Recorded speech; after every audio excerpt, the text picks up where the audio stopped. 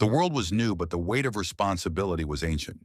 Three men stood before Noah, Shem, Ham, and Japheth, each carrying the destiny of nations inside their veins.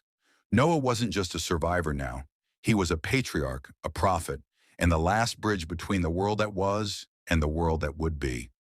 And in that quiet moment, he spoke blessings that would echo farther than any of them could see. Japheth, the son who would spread across the earth. Noah turned to Japheth first, the oldest, the one whose future lay in wide open lands. "May God enlarge you," Noah said. The word he used meant to expand borders, influence, territory. It wasn't just a blessing, it was a map of history written long before nations existed.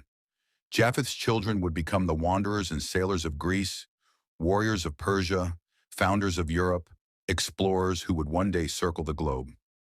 Their story began right here with a quiet prophecy spoken by a man standing in the ashes of a reborn world. But Noah didn't stop there. "May you dwell in the tents of Shem." It was a mysterious phrase, and centuries later, scholars finally understood what Noah meant. Japheth's descendants would one day share in Shem's spiritual inheritance, the worship of the one true God. It was the Bible's earliest whisper of a future when Gentiles would seek the God of Israel.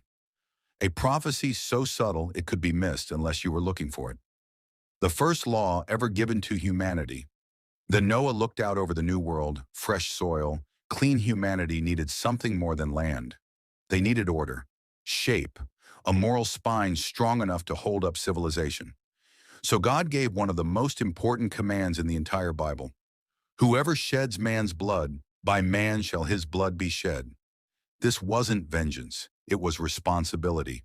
For the first time, humans were authorized to create law and justice, a system that protected life because life belonged to God.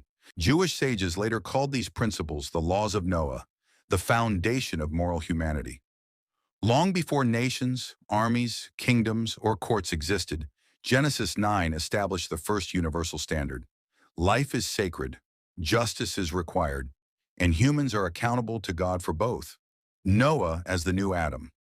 But there was another layer, a quieter one, woven into the storytelling itself. Noah's life mirrored Adam's in haunting ways. Adam tended a garden, Noah planted a vineyard. Adam sinned and became exposed. Noah became drunk and lay uncovered. Adam's misstep brought a curse. Noah's son's dishonor brought another. It was a divine reminder.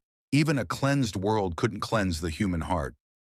The cycle of Eden had started again not to show failure, but to show humanity's need for something greater